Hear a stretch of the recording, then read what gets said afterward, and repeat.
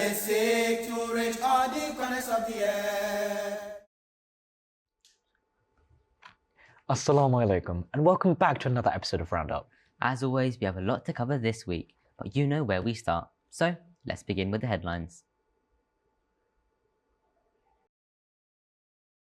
The Russian defense minister ordered troops to retreat from the southern city of Kherson, which could prove to be a major setback and huge turning point in the war in Ukraine. Kherson was the only city Russia was able to capture during the entire invasion. However, the defense minister stated that the protection of Russian troops is of utmost priority and that defense is required at other places in the region.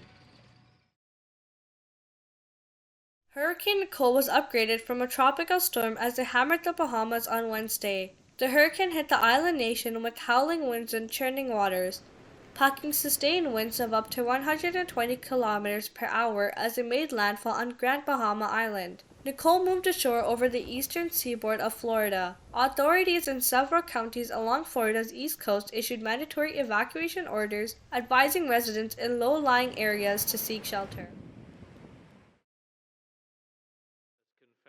Each year on November 11th at 11 a.m., people all around the world gather to mark the end of World War I in 1918 by holding a 2-minute silence.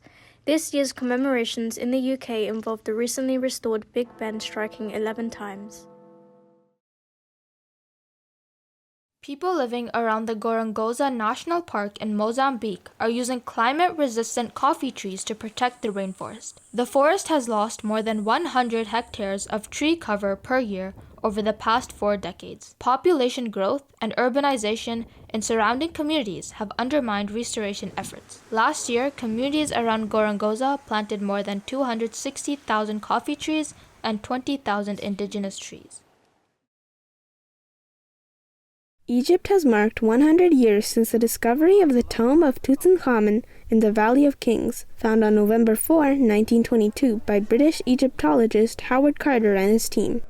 It was the start of a 10-year project to excavate and conserve more than 5,000 unique artifacts. Tutankhamun's reign lasted roughly 9 years in the immense span of ancient Egyptian history.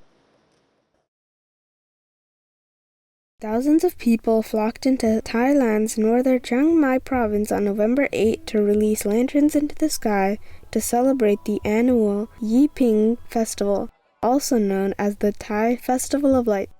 Yiping is an ancient tradition with traces going back to the Lana Kingdom, to mark the end of the monsoon season and the beginning of the cool season. This year's festival goers were also treated to a view of a total lunar eclipse.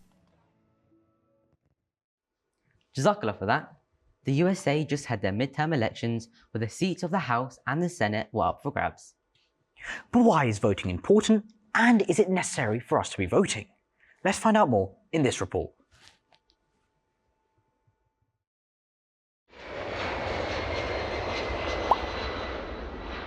Countries across the world have different ways of holding elections, meaning the process where people vote to decide who will get to make the laws in that country. Here in the USA, elections for different levels of government are spread out over time so they can be easier to manage. Let's take a look at how this really works. The presidential election to decide the President of America happens every 4 years because a president stays in power for 4 years. But there isn't just the president in the government, right? The government is divided into 3 branches, and those are executive, which carries out laws. This includes the president, vice president, and a bunch of other appointed people. Legislative, which makes laws. This includes the Congress, which is comprised of the House of Representatives and the Senate. And judicial, the courts and judges with the Supreme Court at the top. But I'm sure you're wondering, what does that have to do with midterms? We're just 2 days away from the midterms. Preserving our democracy is very important to me. Because tensions are rising in the United States as they prepare for the midterm elections there, it is a cycle. This is not like midterm exams. It's a term used for when some of the elections for voting people into the Congress, and some other offices too, happen to be in the middle of a president's term. Let's look at the example of the current president, Joe Biden. He was elected president in 2020, and now Americans have to vote for some seats of the Congress and some seats of the Senate during the president's term in office. This is called a midterm election. All right, I understand it's a little complex, Let's go talk to our Public Affairs Secretary, Javed Chaudhry Saab, to understand a little more.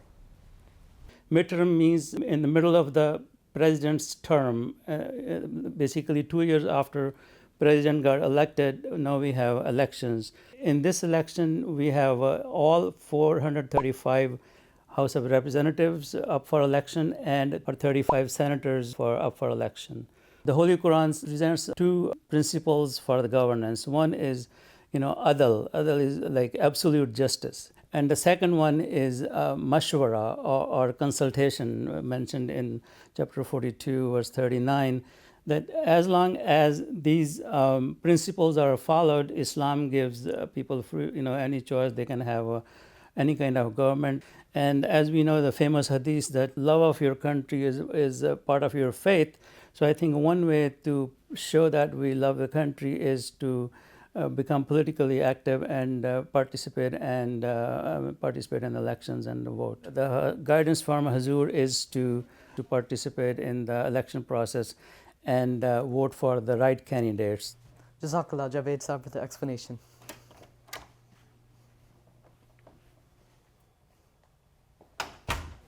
All right, everyone. I hope you understand what different types of elections in the USA are now. And remember, it is extremely important to vote, so when you reach the age of voting, make sure you do so. I know I am excited to vote. Jazakallah for that insightful report. Ghani, we're so fortunate to have Hazur's guidance every week from his Friday sermon. I wholeheartedly agree. So let's take a look at the summary of the latest Friday sermon. Assalamu alaikum, my dear brothers and sisters. During this week's Friday sermon, Hazur Aidullah Ta'ala bin Nasr al-Aziz began his sermon by saying that he would continue highlighting incidents from the life of Hazrat Abu Bakr Raziyallahu Ta'ala anhu. Did you know that Hazrat Abu Bakr Raziyallahu Ta'ala anhu had 6 children, 3 sons and 3 daughters? In today's Friday sermon, beloved Hazur Aidullah Ta'ala bin Nasr al-Aziz mentioned that Hazrat Abu Bakr Raziyallahu Ta'ala anhu was an expert in learning family trees and lineage. Hazur said that according to narrations, Hazrat Abu Bakr had special skill in the knowledge of the history of Arab lineages, particularly those of the Quraysh. Those who later became experts in this field of knowledge linked their education in the field to Hazrat Abu Bakr Raziyallahu Ta'ala anhu, for he had the most knowledge on the subject. He knew both the positives and negatives of lineages. However, he would not mention the negative aspects. Beloved Hazur Aidullah Ta'ala bin Nasr al-Aziz said that once the Holy Prophet sallallahu alaihi wasallam advised Hazrat Hassan bin Thabit Raziyallahu Ta'ala anhu that before writing poetry regarding the Quraysh, he should speak to Hazrat Abu Bakr Raziyallahu Ta'ala anhu regarding the Quraysh's genealogy. Hazur said that Hazrat Abu Bakr Raziyallahu Ta'ala anhu could understand difficult matters very well. It is narrated that once the Holy Prophet sallallahu alaihi wasallam said that God had given a person the choice between that which is in this world and that which is with him, and the person chose that which was with God. Upon this, Hazrat Abu Bakr Raziyallahu Ta'ala anhu began crying, which confused some of the people, as it seemed to them that the Holy Prophet sallallahu alaihi wasallam was speaking generally about a person. They would later realize that Hazrat Abu Bakr Raziyallahu Ta'ala anhu understood this to be the Holy Prophet sallallahu alaihi wasallam. The Holy Prophet sallallahu alaihi wasallam told Hazrat Abu Bakr Raziyallahu Ta'ala anhu not to cry, for he was at the front in good deeds and sacrificing wealth. He said that if he could have a Khalil, close friend, then it would have been Hazrat Abu Bakr Raziyallahu Ta'ala anhu.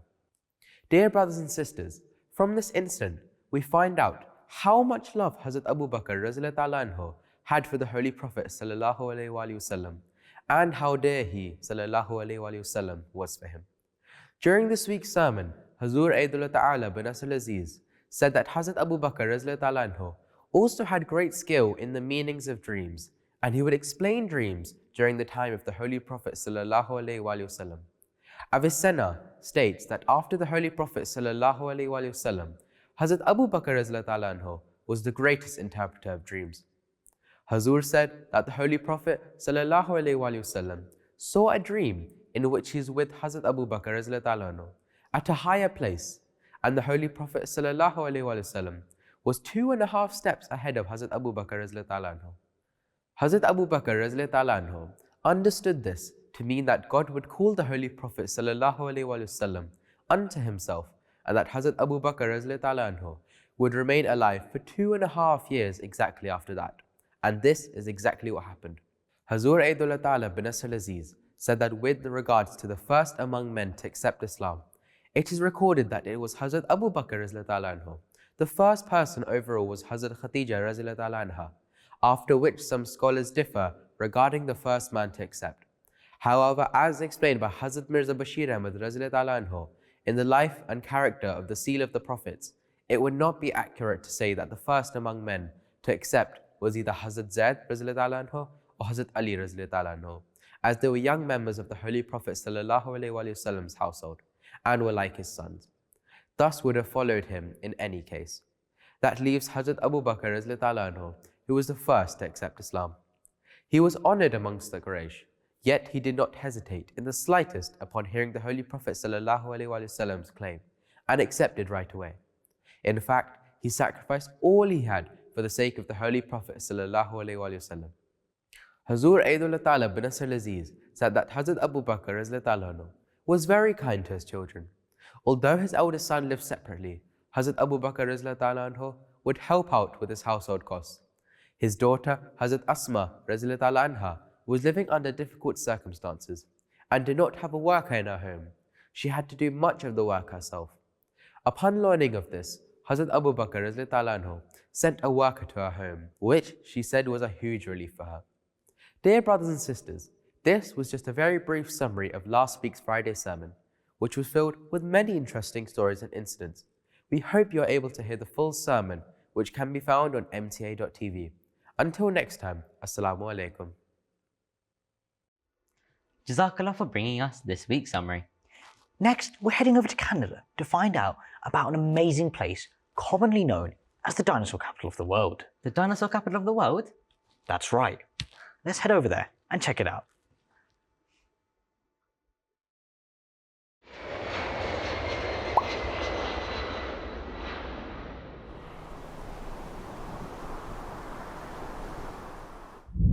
Assalamu alaikum wa rahmatullahi wa barakatuh. Do you know anything about dinosaurs? Today I am standing in the town of Drumheller, which is known as the dinosaur capital of the world. But why is it called the dinosaur capital of the world? I thought all dinosaurs were dead. Let's find out, as I will be showing you what is unique about this town located in Alberta, Canada. Drumheller is located about 130 kilometers northeast of Calgary in what is called the Badlands. Badlands are a type of region with dry land and rocky soils. In the town of Drumheller, there's a museum called Royal Trial Museum. This museum has Canada's largest collection of dinosaur fossils, and people from all over the world come to visit this museum to learn more about the history of dinosaurs. Let's go inside. This museum was opened in 1985 and it's almost 40 years old now. It takes about 2 hours to explore all the different galleries in this museum, and it has many different types of dinosaur skeletons. This is a real dinosaur fossil. It is estimated that there are 60 to 70 different types of dinosaur fossils that are almost 100 million years old. The skeletons here range from very small sizes to many meters tall. Other than dinosaurs, Drumheller also has sandstone pillars known as hoodoos. A hoodoo is a tall, thin rock spire made of sandstone with a hard rock sitting on top, like a hat. These sandstone pillars took millions and millions of years to take their shape and height. It is nice to see the hoodoos. However, it is difficult to keep the thoughts away from the dinosaurs and the discoveries which are still being made in this area. All these fossils show that once upon a time, many different types of dinosaurs were roaming around this area. If you like dinosaurs, you may like to visit this place one day. In the meantime, I will try to discover more dinosaur remains. Jazakallah for that. I'd love to go over there. It looks absolutely fantastic. It sure does. But you know, over the past few days, world leaders have been meeting up for this year's COP27 to discuss all things to do with climate change. Let's find out more.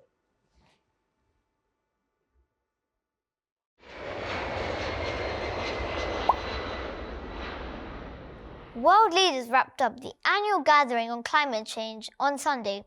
COP27 brought together world leaders, businesses and non-profit organizations in Egypt to once again discuss the global effort to stop the harmful effects of climate change. COP, or the Conference of Parties, is a meeting of the committee created after the signing of the UN Framework Convention on Climate Change. 154 countries signed the convention in June 1992 to combat the harmful impact of climate change. Since then, meetings have been held almost annually to discuss how exactly to do that and to monitor the progress being made. COP26 in Glasgow last year was notable in that fossil fuels were first mentioned. Participants agreed to speed up phasing out coal power and fossil fuel subsidies.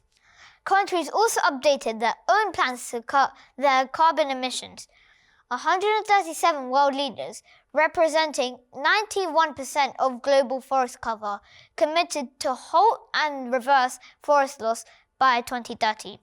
Many companies and banks also promised to achieve deforestation-free supply chains by 2025.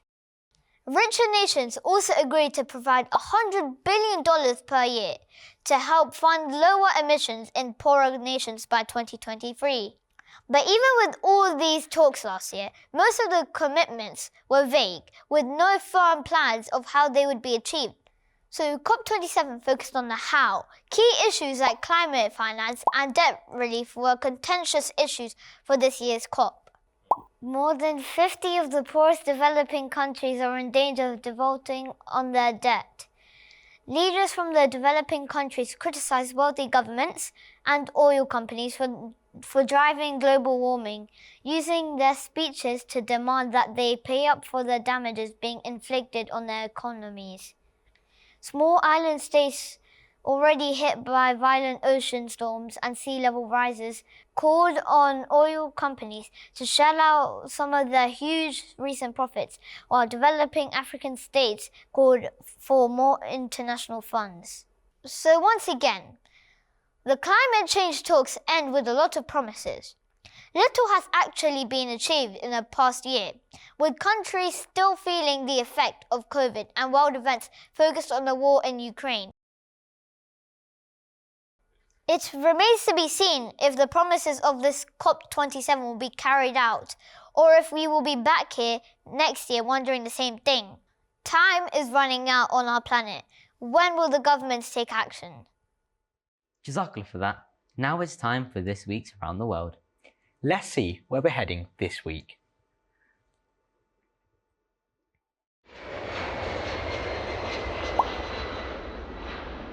Assalamu alaikum. Today I'm at the live fundraiser for Humanity First.